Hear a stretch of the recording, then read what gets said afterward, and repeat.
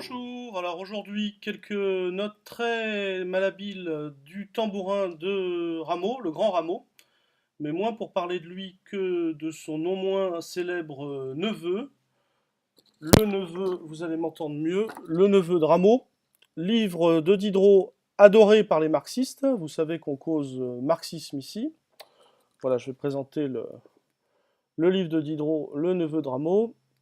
Et d'ailleurs, super portrait de Van Loo. L'autre portrait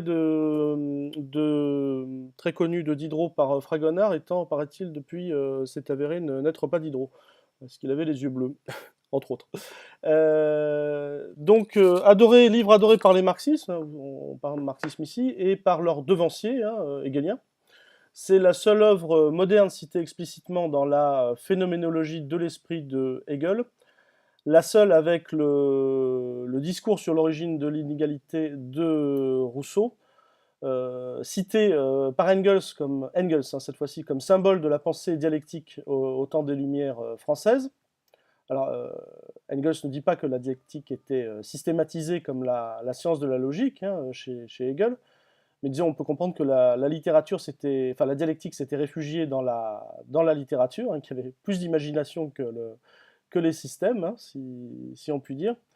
Alors d'autant que c'était livre très commenté par Hegel, par Marx, par Engels, parce que c'était un livre davantage allemand que français, enfin, je m'explique, car il n'avait pas été publié du vivant de Diderot, comme la religieuse, comme Jacques le Fataliste, comme le rêve de d'Alembert, comme le supplément au voyage de Bougainville.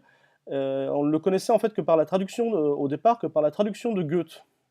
Alors ce qui est fascinant avec cette œuvre, c'est une œuvre qui parle de cynisme, de décadence, de la décadence d'une société de l'Ancien Régime, hein, et donc en un sens de lutte des classes, de conflit de classes.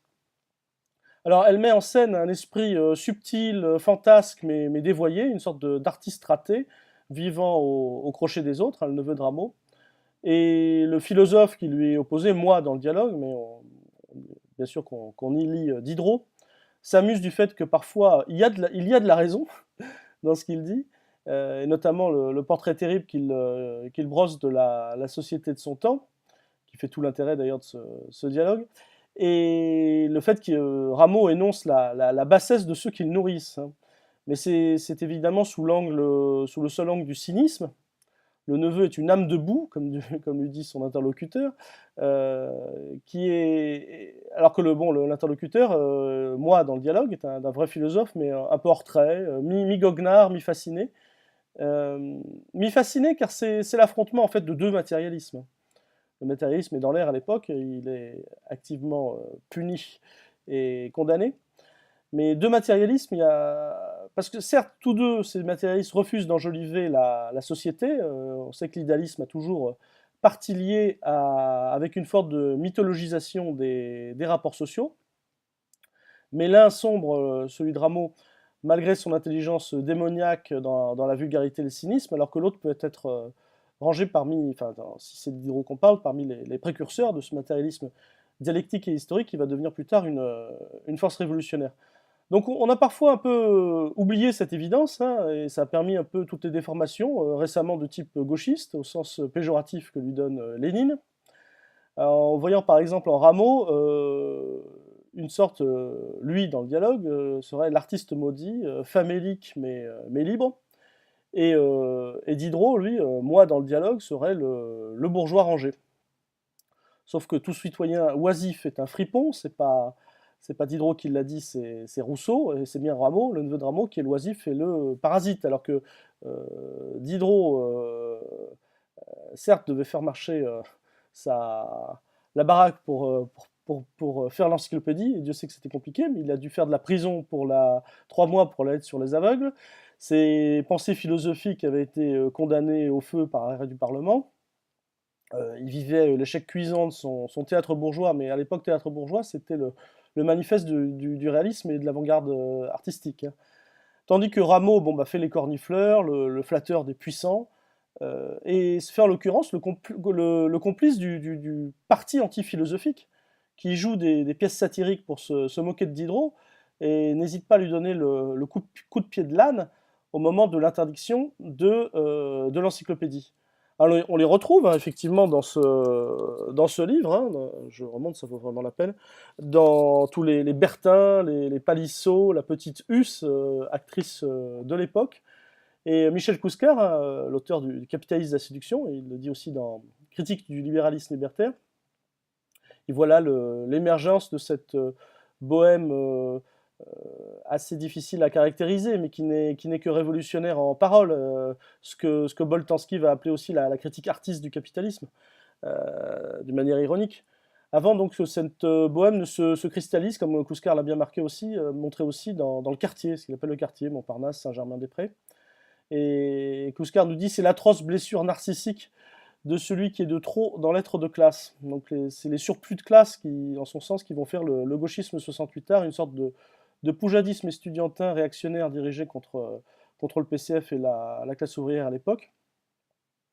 Alors ici, on voit plutôt Rameau dirigé en position d'antagoniste par rapport à la bourgeoisie révolutionnaire. Ce qui n'est pas rien à l'époque. Hein. Je rappelle que Diderot est aussi une sorte de précurseur de la lutte anticoloniale, hein, si vous lisez sa contribution à l'histoire des deux Indes de l'abbé de Rênal. Et bien sûr, toute sa lutte pour un matérialisme athée, en fait. Hein. Voici donc, enfin, c'est là ce que produisait la bourgeoisie révolutionnaire de cette époque. Elle a bien changé depuis. Mais bon, ce qui est important, c'est de voir dans ce livre un monde qui meurt, le neveu de Rameau. Hegel dit bien cette raillerie et la confusion qui en même temps se meurt et s'entend elle-même mourir. Et peut-être aussi un monde qui naît avec son interlocuteur dans le dialogue, hein, qui ne peut pas, qui ne peut même pas publier ce texte. Je crois que c'est l'abbé Morlaix, qui était un ami de Diderot, qui lui va essayer de répondre à ce parti philosophique et va faire aussi de la prison. Hein, vous voyez le contexte. Alors j'ai aussi remis la main sur magnifique édition des éditions sociales, les classiques du peuple, très belle collection. Alors Roland Déné avait fait une introduction extrêmement vigoureuse, il montrait les conflits virulents qui se jouent derrière, en fait, dans le contexte. Alors le personnage du neveu n'était pas du tout inventé, hein, on en retrouve la trace. Louis-Sébastien Mercier, dans son tableau de Paris, le décrit déjà comme un cynique, il le cite, je cite, un fou incommode. Mais alors, je connais mal la littérature critique depuis, mais alors Hans Robert Jauss, qui est le promoteur de l'esthétique de la réception, d'ailleurs c'est une discipline très intéressante, très dialectique, hein, s'intéresser à la façon dont les livres sont reçus par le public, hein, c'est ça l'esthétique de la réception, et qui est quelqu'un de bien renseigné, hein, donc je lui fais confiance, il dit que depuis Déné, Roland Déné, là, qui s'attache dans ce livre-là, enfin, dans cette édition des ES, a montré le caractère totalement irréconciliable de moi et lui, que effectivement, bah, il n'aurait pas été suivi, il n'a guère été suivi. Alors bon, vu la démarxisation, j'allais dire, ça m'étonne guère. Hein, on insisterait beaucoup plus après lui sur les similitudes entre moi et lui, comme une sorte de dialogue d'une seule et même conscience. Alors c'est très dans l'air de cette époque de décentrement du sujet. Du moment où cette thèse, qui d'ailleurs n'est pas totalement fausse, hein, jeu est un autre, comme disait Rimbaud, c'est moderne comme manière de voir, mais quand on se sert de ça pour éviter de cette espèce de modernité philosophique, pour éviter de parler des conflits de classe, évidemment, tout est bon, c'est un peu dans l'air du temps. Et cette espèce de conflit d'une seule et même conscience, c'est un petit peu trop spiritualisé. Alors ce que chez Hegel, c'est plutôt le parcours de l'esprit, hein. Ce sont des étapes de la conscience qui se succèdent, ce sont plusieurs consciences qui se succèdent pour former l'esprit. Et pour Hegel, l'esprit ne conquiert sa liberté que dans l'absolu déchirement. Donc là, ce dont il parle, le moment où il en parle dans la phénoménologie de l'esprit, c'est l'esprit devenu étranger à lui-même, la culture. Donc ce superbe passage dialectique où la culture produit son propre antagoniste, ses propres limites, en fait. Mais tout ça va se résoudre. Hein. Ça n'est pas l'alpha et l'oméga de ce parcours de la conscience et surtout le parcours de l'esprit. Donc on ne peut pas accuser Hegel de complaisance envers les romantiques et leurs épigones gauchistes. Hegel avait bien vu la ruine du système féodal, enfin le rira bien qui rira le dernier du cynique Rameau par lequel se termine le dialogue. Alors c'est peut-être un signe de pessimisme de Diderot, alors accablé par la prose du monde et ses conflits avec l'absolutisme et ses laquais, mais ce n'est pas la fin de l'histoire, certainement pas. Donc Marx, évidemment, cite le passage de Hegel avec admiration quand il envoie sa lettre à Engels en 1869, accompagnée d'un exemplaire du Neveu de Rameau, en cadeau. Et alors évidemment, il n'a pas besoin d'assortir ça de recommandations à Engels pas besoin de lui dire des conseils pour remettre Hegel sur ses pieds, mais là encore, c'est implicite. Euh, alors c'est un texte effectivement éminemment dialectique qui a toujours plu aux marxistes, mais on est moins dans la contradiction au sens hegelien que dans l'antagonisme, c'est-à-dire une contradiction irréconciliable, inconciliable. L'ancien régime, ses flagorneurs, ses écornifleurs, ses laquais, ses suborneurs va mourir pour toujours.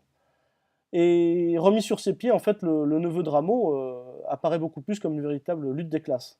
D'ailleurs, si on pense à Nietzsche, il avait bien vu dans un autre dialogue éminemment dialectique, hein, le Gorgias, où on voit Socrate s'opposer à Calliclès, il avait bien sûr vu, mais en inversant le jugement de valeur, mais peu importe, il avait vu évidemment déjà l'expression, dans cette dialectique, l'expression d'une fantastique lutte des classes en jeu. Bon, voici des entrées possibles, hein, le propre des chefs-d'œuvre étant de n'exclure a priori aucune interprétation. On en rediscutera peut-être. Bon, c'est tout pour aujourd'hui. Je vous dis pas à demain parce que j'ai du mal à faire une vidéo par jour, mais bon, certainement dans 2 jours, ou à la prochaine en tout cas. Merci.